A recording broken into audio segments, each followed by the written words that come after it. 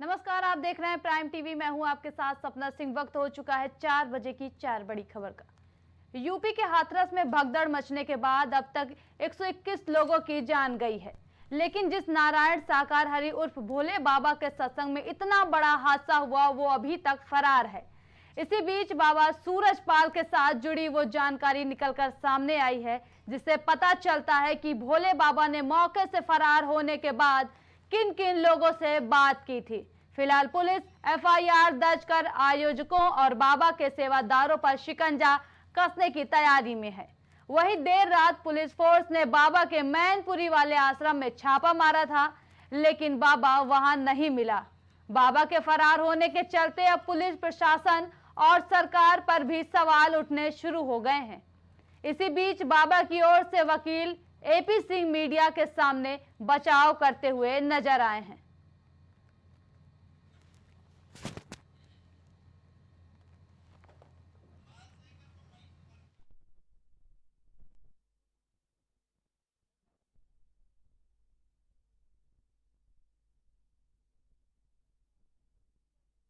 का जिम्मेदार आखिर कौन? हाथरस में किसकी लापरवाही से इतना बड़ा हादसा हुआ? आखिर पुलिस और प्रशासन की नींद उस वक्त क्यों नहीं खुली जब भक्तों की भीड़ तय संख्या से ज्यादा होने लगी थी? भक्तों की भगदड़ में जान जाने लगी तो हाथरस का अस्पताल क्यों बीमार पड़ गया? प्राइम टीवी लगातार देश की इस बड़ी खबर को दिखा रहा है। एक एक पहलू की हम पड़ताल कर रहे हैं। दोषियों की तलाश के लिए सरकार ने जांच कमेटी बनाई है, लेकिन ग्राउंड जीरो पर पड़ताल की है, उसमें यह सामने आया है कि लापरवाही का पूरा चक्रव्यूह बना हुआ था। बता दें कि यूपी के हाथरस में 121 लोगों की मौत का जिम्मेदार आखिर कौन है?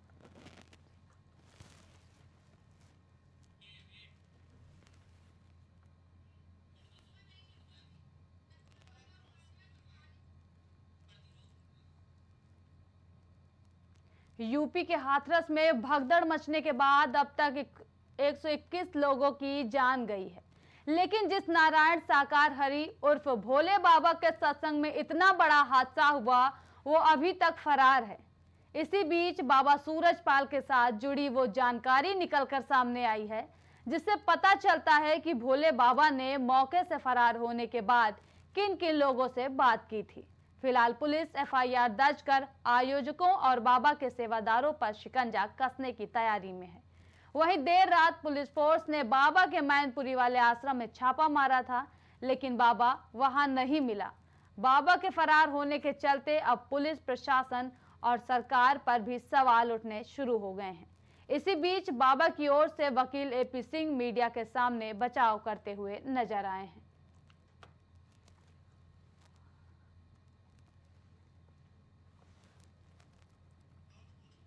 हाथरस हादसे में 121 लोगों ने अपनी जान गंवाई है। हाथरस में किसकी लापरवाही से इतना बड़ा हादसा हुआ, ये सवाल उठ रहा है।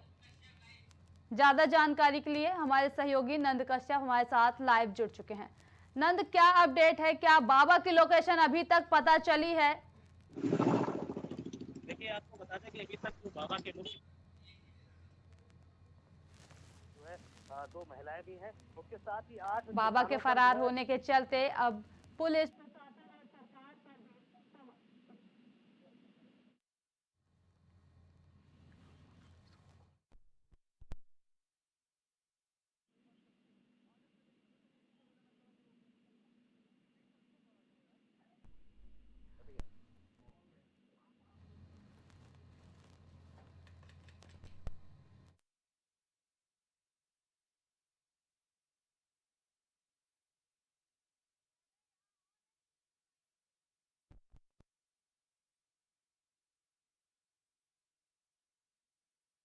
जानकारी के लिए हमारे सहयोगी नंद हमारे साथ लाइव जुड़ चुके हैं। नंद, जादुई पानी भर से भक्तों के दुख हर लेने वाला दावा करने वाले भोले बाबा आखिर कहां हैं? उसके 121 भक्तों की जान चली गई है और बाबा का अब तक कुछ पता नहीं है। कहां चले गए बाबा? देखिए, जैसे ही हाथरस के फुलवई गांव में जैसे ये हादसा हुआ और हादसे के तुरंत बाद से बाबा का जो काफिला है वो वहां से निकल गया। उसके बाद से लगातार जो है बाबा फरार हो गए। बाबा के कई ठिकानों पर मैनपुरी स्थित, एटा स्थित, हाथरस स्थित और फिरोजाबाद स्थित, इसके अलावा उत्तर प्रदेश के बाहर भी कई जगह पुलिस की जो टीमें लगातार छापामार कार्रवाई कर रही है। अब तक 8 ठिकानों पर जो है पुलिस की टीमों ने छापा मारा है, जिसमें बाबा का कोई अता पता नहीं चल सका है। जी जी नंद, बाबा सूरजपाल तक अभी तक पुलिस नहीं पहुंच पाई है। आखिर बाबा को जमीन निगल गई या आसमान, कहां गए बाबा? देखिए, आपको बता दें कि जब पुलिस ने जैसे ही जो है मुख्य सेवादार को गिरफ्तार किया और मुख्य सेवादार के जो मोबाइल नंबर थे उनको जो सर्विलांस से लगाया, तो सर्विलांस के माध्यम से जब ये पता लगा कि उनकी जो लास्ट लोकेशन है वो मैनपुरी में पाई गई थी। मैनपुरी के अंदर स्थित जो बिछवा, एक कस्बा पड़ता बिछवा के अंदर उनका आश्रम है, वहां पर जो उनकी लोकेशन पाई गई। उसके बाद से ही लगातार पुलिस बल जो है वहां पर मौजूद कर दिया गया, पीएसी फोर्स तैनात किया गया, सीओ स्तर के अधिकारी वहां पे तैनात किए गए। बाकी आसपास के इलाकों के जितने थानेदार हैं उनको भी वहां मौके पर बुलाया गया और लगातार आश्रम को घेराबंदी की गई। लेकिन पता चला कि बाबा वहां से जो है चकमा देकर जो है पुलिस को वहां से फरार हो गया। जी नंद, हाथरस में हुई इस घटना से देश की आंखें नम हैं। सड़क पर पड़ी लाशों को देखकर कौन सा पत्थर दिल नहीं पिघला होगा। इसके बावजूद बाबा के ऊपर कोई ठोस कार्रवाई या एफआईआर अभी तक क्यों नहीं की गई?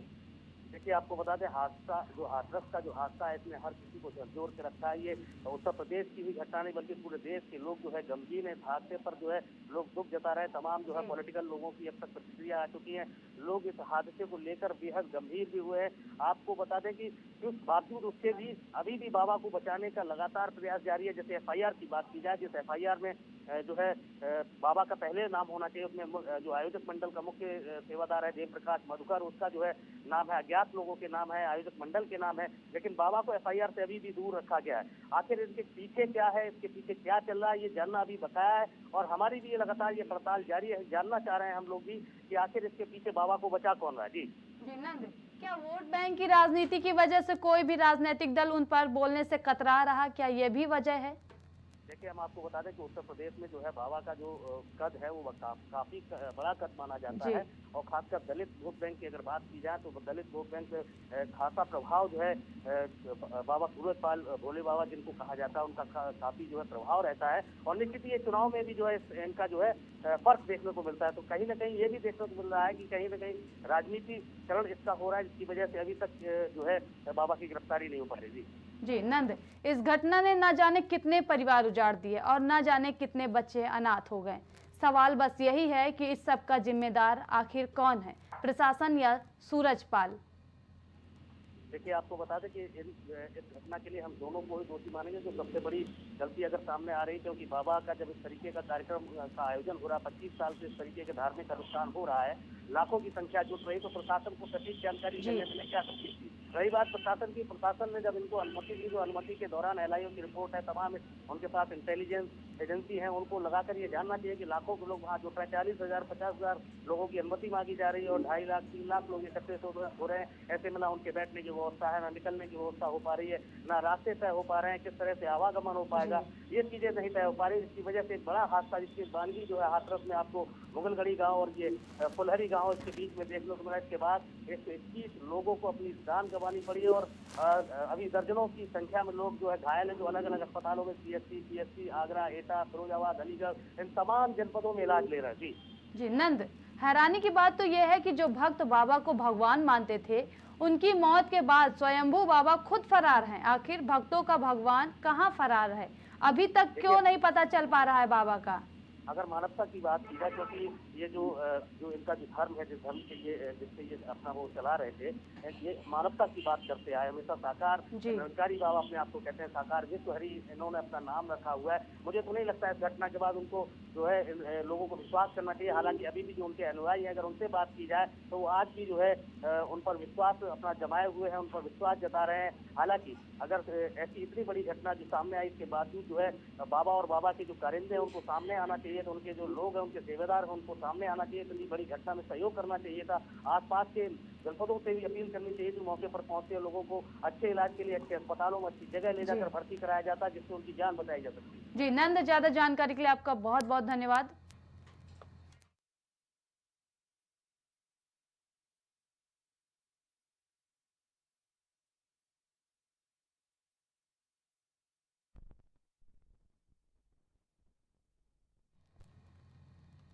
हैरानी की बात यह है कि जो भक्त बाबा को भगवान मानते थे, उनकी मौत के बाद स्वयंभू बाबा आखिर खुद फरार हैं। आखिर भक्तों का भगवान कहां है? इस दौरान वो सत्संग में हुई भगदड़ के से मारे गए लोगों के परिजनों से मुलाकात करेंगे और घायलों का हालचाल जानेंगे। राहुल गांधी के हाथरस जाने की जानकारी कांग्रेस नेता केसी वेणुगोपाल ने दी है। उन्होंने मीडिया से बातचीत करते हुए कहा कि राहुल गांधी जल्द ही वहां जाएंगे और प्रभावित लोगों से बातचीत करेंगे। इस दौरान उन्होंने यह भी कहा कि हाथरस में हुई भगदड़ दुर्भाग्यपूर्ण घटना थी, जिसकी भरपाई कभी नहीं की जा सकती। It was quietly an unfortunate incident. Leader of opposition in the Lok Sabha is planning to visit Hathras. He will go to the Hathras and he will interact with the people, those who are affected. Then official response will be there. The Prime Minister's officially spoken on Manipur and given a data saying that it's a rise above politics and Okay. You are now talking as Prime Minister has officially spoken about Manipur. It was quietly an unfortunate incident. Leader of opposition in the Lok Sabha is planning to visit Hathras. बता दें कि हाथरस हादसे के बाद अब राहुल गांधी भी हाथरस जाएंगे। वहां पर जाकर लोगों से मुलाकात करेंगे, घायल लोगों से मुलाकात करेंगे, उनके परिजनों से मुलाकात करेंगे और उनकी हाल चाल लेंगे। बता दें कि राहुल गांधी भी हाथरस जाएंगे। ये भी बता दें कि हाथरस में जो हादसा हुआ है उसमें 123 लोगों ने अपनी जान गंवा दी है, जिसके बाद अब राहुल गांधी भी हाथरस जाएंगे। राहुल गांधी के हाथरस जाने की जानकारी कांग्रेस नेता केसी वेणुगोपाल ने दी है। उन्होंने मीडिया से बातचीत करते हुए कहा कि राहुल गांधी ही जल्द ही वहां जाएंगे और प्रभावित लोगों से बातचीत करेंगे। इस दौरान उन्होंने यह भी कहा कि हाथरस में हुई भगदड़ दुर्भाग्यपूर्ण घटना थी, जिसकी भरपाई कभी नहीं की जा सकती। बता दें कि हाथरस हादसे के बाद अब राहुल गांधी भी हाथरस जाएंगे। इस हादसे में 123 लोगों ने अपनी जान गंवा दी है। सत्संग की भयावह आंधी में लोगों ने अपनी जान गंवा दी है, जिसके बाद राहुल गांधी हाथरस जाएंगे, वहां के लोगों से मुलाकात करेंगे। इस दौरान वो सत्संग में हुई भगदड़ से मारे गए लोगों से परिजनों से मुलाकात करेंगे और घायलों का हाल चाल जानेंगे। राहुल गांधी के हाथरस जाने की जानकारी कांग्रेस नेता केसी वेणुगोपाल ने दी है। उन्होंने मीडिया से बातचीत करते हुए कहा कि राहुल गांधी जल्द ही वहां जाएंगे और प्रभावित लोगों से बातचीत करेंगे।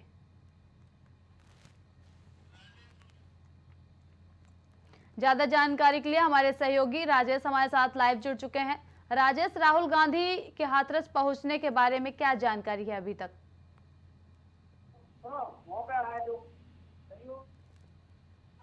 एवं आरबीआई की स्पष्ट गाइडलाइन है कि जिस तरीके से हाथरस का हादसा हुआ है, कहीं कहीं देखा जाए तो हाथरस के हादसे में मारे गए लोगों की ये सहानुभूति के लिए राहुल गांधी वहां पहुंचे हैं। वहां के लोगों की जो स्थिति है उस स्थिति को देखने के लिए, उनकी मदद के लिए राहुल गांधी हाथरस पहुंचे हैं। कहीं कहीं देखा जाए जिस तरीके से हाथरस में इतना बड़ा हादसा हुआ, और दूसरी चीज आपको बता दें कि हादसे को लेकर जिस तरीके से देखा जाए, जिस तरीके से लापरवाही सामने आई, कहीं कहीं इन सारी चीजों को देखते हुए राहुल गांधी वहां पर चीजों का जायजा लेने और वहां पे जो लोग मारे गए हैं, जो लोग वहां पे जिन लोगों की मौतें हुई हैं और जो लोग घायल हुए हैं, कहीं कहीं देखा जाए उन लोगों के लिए सहानुभूति के रूप में वहां पहुंचे हैं। उनकी देखभाल करेंगे, उनके लिए जितनी संभव हो सकेगी सुविधाओं के लिए वहां पे मौजूद रहेंगे। जी राजेश, 123 लोगों ने जान गंवा दी है इस हादसे में, तो राहुल गांधी का हाथरस हादसे पर कोई स्टैंड सामने आया है? बिल्कुल सपना, अगर बात की जाए हाथरस कांड को लेकर तो कहीं कहीं अगर देखा जाए तो ये पूरे भारत के लिए सबसे बड़ा हादसा है। ये तो अगर देखा जाए तो लगभग कहीं कहीं देखा जाए तो लगभग 150 लोगों के करीब मौतें हुई है। और दूसरी चीज आपको बता दें कि कम से कम 300 से ज्यादा लोग लगभग घायल हुए हैं। तो ये बहुत बड़ा हादसा है हमारे देश के लिए, हमारे प्रदेश के लिए, जो हाथरस में हुआ है। दूसरी चीज आपको बता दें कि ये हादसा कहीं कहीं बहुत बड़ा संदेश दे रहा है लापरवाही का। जिस तरीके से लापरवाही हुई है हाथरस में, क्योंकि वहां पे किसी भी प्रकार की ना कोई सूचना थी, ना ही कोई व्यवस्था थी ना ही ना ही किसी भी तरीके से पुलिस प्रशासन की तरफ से कोई व्यवस्था की गई थी। तो जाहिर सी बात है कि बहुत बड़ी लापरवाही है। उस लापरवाही की वजह से जो देखा जाए तो विपक्ष के सबसे बड़े नेता राहुल गांधी है। राहुल गांधी वहां पे पहुंचे हुए हैं, लोगों का जायजा लेने। वहां पे किस तरीके से जो इस तरीके से वहां मौत हुई, इतनी भारी संख्या में मौत हुई है और इतनी बड़ी संख्या में वहां पे लोग घायल हुए हैं। तो जाहिर सी बात है कि उनकी किस तरीके से उनका देखभाल हो रहा है, किस तरीके से उनका इलाज हो रहा है, उन सारी चीजों की स्थितियों का जायजा लेने वहां पे राहुल गांधी पहुंचे हुए हैं। जी राजेश, हाथरस के इस हादसे के बाद अब राहुल गांधी पहुंच रहे हैं, तो क्या राहुल गांधी के आने से सियासत तेज होगी? बिल्कुल सपना, अगर बात की जाए सियासत की, कहीं कहीं देखा जाए तो जिस तरीके से राहुल गांधी या विपक्ष इस हादसे को लेकर बहुत बड़ा मामला उठाया है, तो वहीं दूसरी तरफ सरकार जो है, कहीं कहीं देखा जाए सरकार विपक्ष पर निशाना भी साधती हुई नजर आ रही है कि विपक्ष जो है इस इतने बड़े हादसे पर राजनीति कर रही है, जबकि इस वक्त पर राजनीति नहीं करनी चाहिए। लेकिन विपक्ष जो है, कहीं कहीं देखा जाए तो विपक्ष जो है राजनीति नहीं बल्कि इतना बड़ा हादसा हुआ, कहीं कहीं देखा जाए तो उसमें जो लापरवाही सामने आई है, तो चाहे शंभू बाबा की तरफ से हो, देखा जाए तो जिस तरीके से जनता अंधविश्वास में पढ़ के शंभू बाबा को भगवान मान रही है और इतनी बड़ी तादाद में वहां पे जनसंख्या इकट्ठा हुई, उनके लिए कोई भी व्यवस्था नहीं की गई, चाहे शासन प्रशासन की तरफ से हो चाहे किसी भी तरफ से हो, कोई व्यवस्था न करने की वजह से इतना बड़ा हादसा सामने आया है, जो इतनी तादाद में मौतें हुई हैं और इतनी तादाद में लोग घायल हुए हैं। जी राजेश, ज्यादा जानकारी के लिए आपका बहुत बहुत धन्यवाद।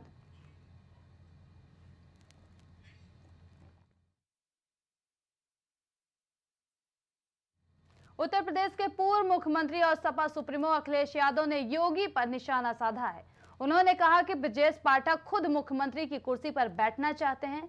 वो चाहते हैं कि किसी तरह योगी जी को मुख्यमंत्री पद से हटाया जाए और मैं खुद मुख्यमंत्री की कुर्सी पर बैठ जाऊं। अखिलेश यादव के इस बयान के कई सियासी मायने भी निकाले जा रहे हैं। इस दौरान अखिलेश यादव ने हाथरस हादसे पर भी दुख जताया है।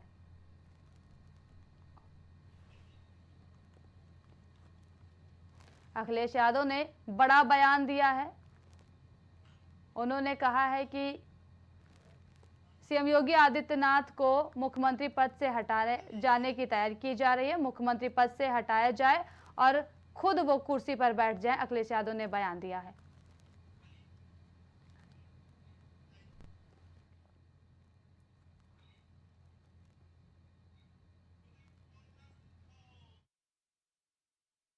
हमारे सहयोगी कलीम हमारे साथ लाइव जुड़ चुके हैं। कलीम, अखिलेश यादव ने हादसे को लेकर सरकार की लापरवाही पर निशाना साधा है, इंतजामों को लेकर क्या सवाल उठाए अखिलेश यादव ने?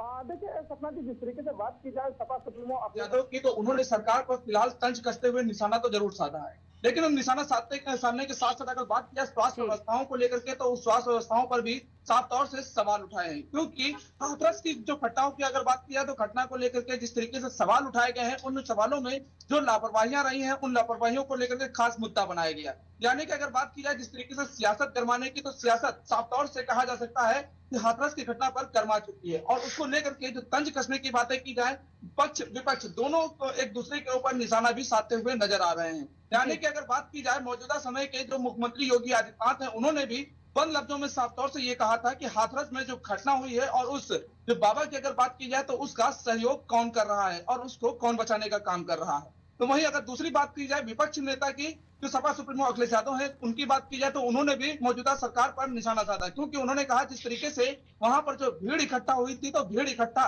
होने नहीं देनी चाहिए थी और उसकी जो परमिशन थी, वो परमिशन आखिर कितनों की दी गई थी, जो वहां पर फोर्स लगाई गई थी वो फोर्स कितनी थी, उस पर क्यों खास इंतजाम नहीं देखे गए। इसके साथ अगर तीसरे सवाल की अगर बात की जाए स्वास्थ्य व्यवस्थाओं की, क्योंकि जिस तरीके से वहां पर भीड़ इकट्ठा हुई थी, भीड़ इकट्ठा होने के दौरान एक एम्बुलेंस वहां पर मौजूद थी और इसके साथ ही वहां पर स्वास्थ्य व्यवस्थाओं की अगर बात की जाए, स्वास्थ्य चिकित्सा अधिकारियों की बात की जाए, वहां पर कोई भी डॉक्टर नहीं देखा गया था। यानी कि अगर बात की जाए उस भीड़ में अगर किसी की तबीयत खराब होती है तो उसको इमरजेंसी देखने के लिए मौके पर कोई भी डॉक्टर मौजूद नहीं था। ये कई सवाल सरकार के ऊपर जो है सपा सुप्रीमो अखिलेश यादव के द्वारा साधे गए हैं। जी कलीम, हाथरस में हुए हादसे ने क्या विरोधियों को सवाल उठाने का मौका दे दिया है? देखिए फिलहाल जिस तरीके से जो घटना हुई है उस घटना को लेकर के सरकार के ऊपर ने जो निशाना साधने की अगर बात की जाए, एक विपक्ष को मौका देने की बात की जाए, तो साफ तौर से ये जरूर कहा जा सकता है कि ये जो घटना है, ये घटना जो है मौजूदा सरकार को घेरने के लिए विपक्ष पूरी तरीके से हमलावर होता हुआ भी नजर आ रहा है। क्योंकि जिस तरीके से राजनीतिक गलियारों की बात की जाए, तो राजनीतिक गलियारों में ये मामला पूरी तरीके से गर्मा चुका है। क्योंकि 123 जो मौतें हुई हैं वो अपने आप में एक बड़ी लापरवाही की गवाही भी देती हुई नजर आ रही है, और उन्हीं गवाहियों को लेकर के साफ तौर से जो विपक्ष है वो हमलावर होता हुआ नजर आ रहा है। फिर चाहे इस विपक्ष में कोई भी पार्टी का नेता हो, चाहे बसपा की हो या फिर सपा के हो या फिर कांग्रेस हो या फिर निर्दलीय हो, सभी लोग इस मामले को लेकर के तंज कसते हुए नजर आ रहे हैं। जी कलीम, तथा कथित बाबा सूरजपाल के कार्यक्रम में अखिलेश यादव के शामिल होने को लेकर सीएम योगी आदित्यनाथ पहले ही कमेंट कर चुके हैं। क्या इस समय सियासत के बजाय डैमेज कंट्रोल पर ध्यान नहीं देना चाहिए? देखिए जिस तरीके से अगर सरकार की बात की जाए, योगी आदित्यनाथ के द्वारा जिस तरीके से जो बयान में सरकार जो उस अखिलेश यादव के ऊपर जो निशाना साधा गया था, क्योंकि उस निशाने में साफ तौर से कहा गया कि जिस तरीके से अखिलेश यादव ने बाबा जो सूरत है उनसे जो है सहयोग मांगने की अगर बात की जाए या फिर उनके प्रोग्राम में शामिल होने की बात की जाए, क्योंकि दलितों के जो वोट है, जो वोट परसेंटेज की अगर बात की जाए 32% जो वोट उनको जो है बाबा की तरफ से प्राप्त हुए थे जो दलितों को लेकर, क्योंकि उनसे जो मिलने की बात है उन सभी मामलों को लेकर के फिलहाल निशाना जो साधने की बात है। क्योंकि बद लफ्जों में भी सरकार ने साफ तौर से अखिलेश यादव पर जो निशाना साधा था कि दलितों का वोट पाने के लिए उन्होंने उनके दरबार में पहुंचे थे, और दरबार में पहुंचने के बाद जो वोट थे, वोट की संख्या भी कहीं ना कहीं सपा को मिली थी, और इसी बात को लेकर के साफ तौर से निशाना भी साधा गया है। जी कलीम, ज्यादा जानकारी के लिए आपका बहुत बहुत धन्यवाद।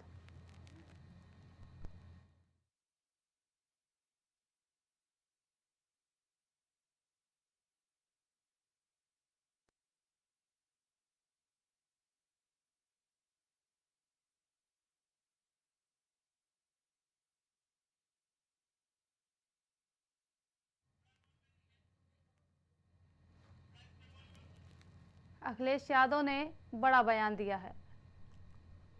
अखिलेश यादव ने कहा कि ब्रजेश पाठक खुद मुख्यमंत्री बनना चाहते हैं। वो चाहते हैं कि सीएम योगी आदित्यनाथ को मुख्यमंत्री की कुर्सी से हटा दिया जाए और उन्हें बैठा दिया जाए। अखिलेश यादव ने ये बयान दिया है।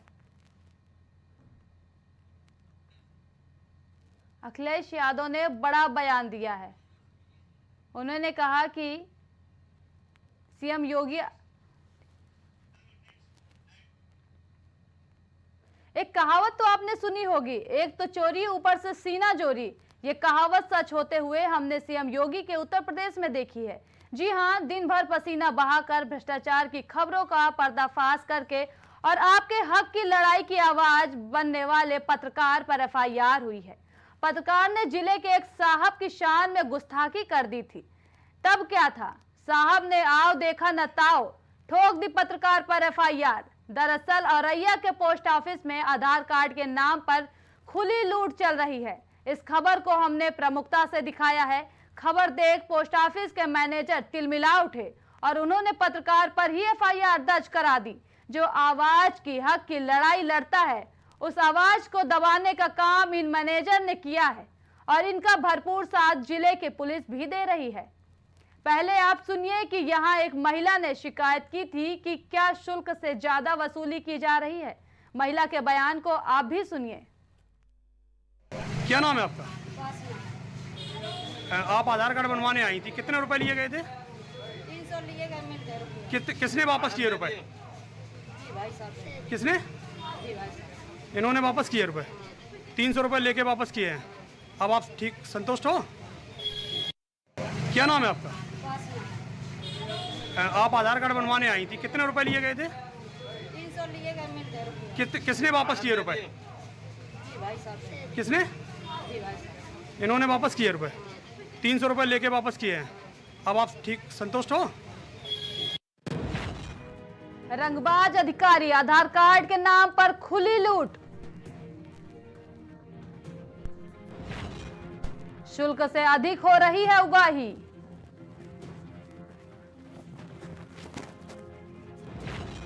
न जांच न तफ्तीश, चल रही है खुली रंगबाजी। पर्दाफाश करने पर पत्रकार पर एफआईआर कर दी गई।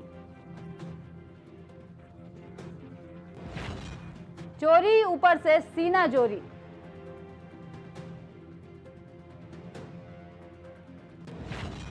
आधार कार्ड के नाम पर खुली लूट।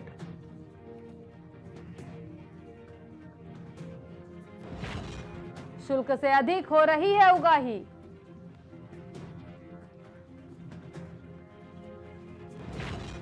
न जांच न तफ्तीश, चल रही है खुली रंगबाजी। पर्दाफाश करने पर पत्रकार पर हुई एफआईआर।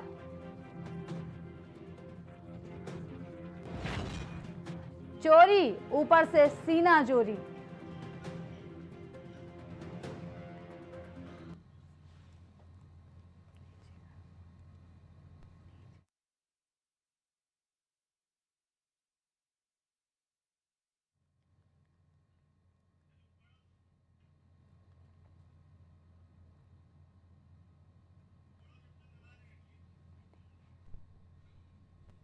एक तो चोरी ऊपर से सीना चोरी।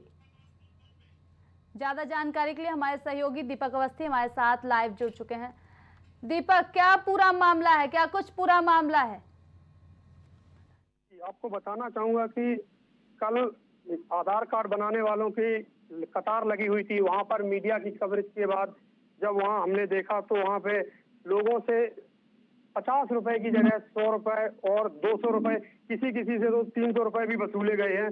आपको बताना चाहूंगा कि कल मैंने जब खबर प्रकाशित की उसके बाद मैंने ब्रांच मैनेजर हैं, जो पोस्ट ऑफिस मैनेजर हैं, उन्होंने थाने पे जाके एफआईआर दी और प्रार्थना पत्र दिया और आज एफआईआर दर्ज कर दी गई वहां पे। और वहां पे मैंने आज इंस्पेक्टर से बात की तो उन्होंने बताया कि उन्होंने स्ट्राइक करने की धमकी दी, इसलिए इस मुकदमे को दर्ज किया गया है। उसकी जांच की जाएगी और उसमें पीड़ित के साथ साथ एक अन्य राजकुमार मिश्रा और 2 अज्ञात लोगों के खिलाफ मुकदमा दर्ज किया गया है, जिसमें 305/24 मुकदमा संख्या है। धारा है 121, 132 और 352 बीएनएस की धाराएं जिसमें इंक्लूडेड है, जिसमें रंगदारी से लेके और दस्तावेज फाड़ने इत्यादि मानहानि सहित कई धाराएं दर्ज की गई हैं। जी, एफआईआर आखिर क्यों दर्ज कराई गई? जी, अब क्या बताएं, यहाँ पे भ्रष्टाचार पर अंकुश लगाने के लिए मैंने इस खबर को कवरेज किया। लोगों की शिकायत थी, इस शिकायत को मैंने निरंतर अपने मीडिया के माध्यम से और पेपरों के माध्यम से प्रकाशित किया। उसका ये खामियाजा है। इस तरह से स्वतंत्र पत्रकार कोई पत्रकारिता ही नहीं कर पाएगा। जी, जो आवाज की हक की लड़ाई लड़ता है उस आवाज को दबाने का काम मैनेजर ने किया है। किसका साथ मिल रहा है मैनेजर को? सूत्रों से पता चल रहा है कि मैनेजर के एक भाई, यहाँ तक कि एडिशनल एसपी हैं, दूसरे भाई पुलिस विभाग में भी हैं, इसका दूसरे भाई इंस्पेक्टर हैं, जिसका कहीं ना कहीं इंस्पेक्टर या पुलिस विभाग पर दबाव पड़ा होगा। जी, ज्यादा जानकारी के लिए आपका बहुत बहुत धन्यवाद।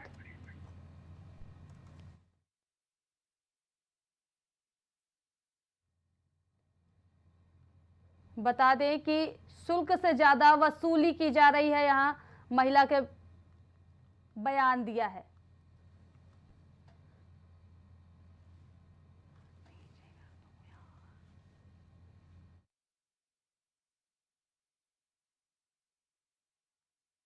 लड़ाई लड़ता है उस आवाज को दबाने का काम इन मैनेजर ने किया है और इनका भरपूर साथ जिले की पुलिस भी दे रही है। शुल्क के नाम पर यहां पर लूट चल रही है। डंके की चोट पर भ्रष्टाचार का खुलासा भी हुआ है। कहा जाता है कि न डरे थे, न डरे हैं, न डरेंगे। खबर देख पोस्ट ऑफिस के मैनेजर तिलमिला उठे और उन्होंने पत्रकार पर ही एफआईआर दर्ज करा दी। जो आवाज की हक की लड़ाई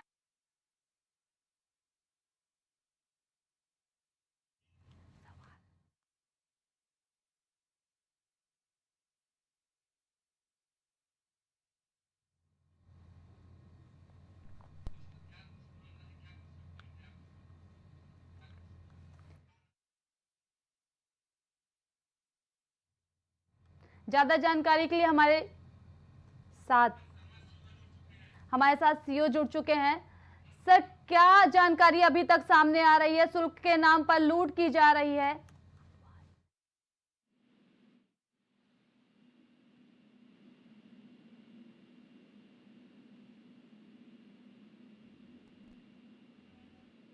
शर्मा जी, हमारी आवाज आप तक आ रही है? संपर्क नहीं हो पा रहा है।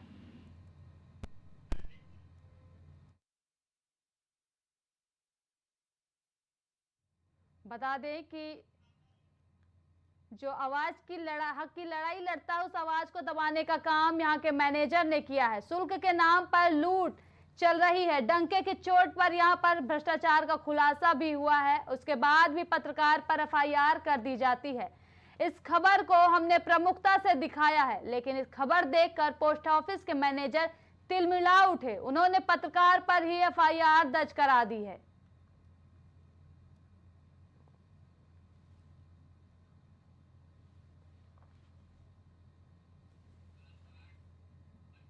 पत्रकार पर एफआईआर। दरअसल औरैया के पोस्ट ऑफिस में आधार कार्ड के नाम पर खुली लूट चल रही थी, जिसके बाद इस खबर को हमने प्रमुखता से दिखाया। वहीं इस खबर को देख पोस्ट ऑफिस के मैनेजर तिलमिला उठे और उन्होंने हमारे पत्रकार पर ही एफआईआर दर्ज करा दी। जो आवाज की हक की लड़ाई लड़ता है, क्या उस आवाज को दबाने का काम इन मैनेजर ने किया है?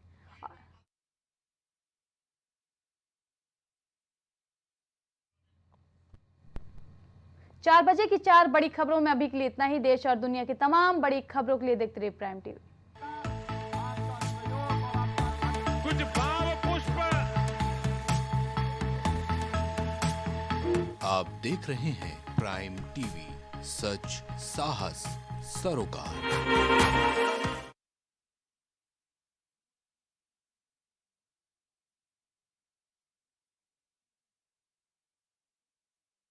बच्चों के उज्जवल भविष्य के लिए चुने आदर्श जनता विद्यालय, गोला कस्ता रोड, उमरपुर, लखीमपुर खीरी। एडमिशन के लिए आज ही संपर्क करें। Cosmo laser dental clinic and dental implant centre, जो देता है आपको वर्ल्ड क्लास की बेहतरीन डेंटल सुविधाएं। पता प्रथम तल, वृंदावन टावर, ऑपोजिट होटल जेके palace, civil lines, Prayagraj, Uttar Pradesh. संपर्क करें 3938822172। गुड़गांव के टॉप ब्यूटी सैलून में से एक about you nails and beauty salon and academy, जहां मिलता है आपको नेल एक्सटेंशन जैसे सभी तरह की कॉस्मेटिक सेवाएं। पता 17 basement HUDA market, sector 40, Gurgaon. संपर्क करें 9555299960। महिला एवं प्रसूति रोग विशेषज्ञ, लेप्रोस्कोपी सर्जरी जैसे gall bladder, hernia, kidney stone का आधुनिक विधि द्वारा उपचार किया जाता है।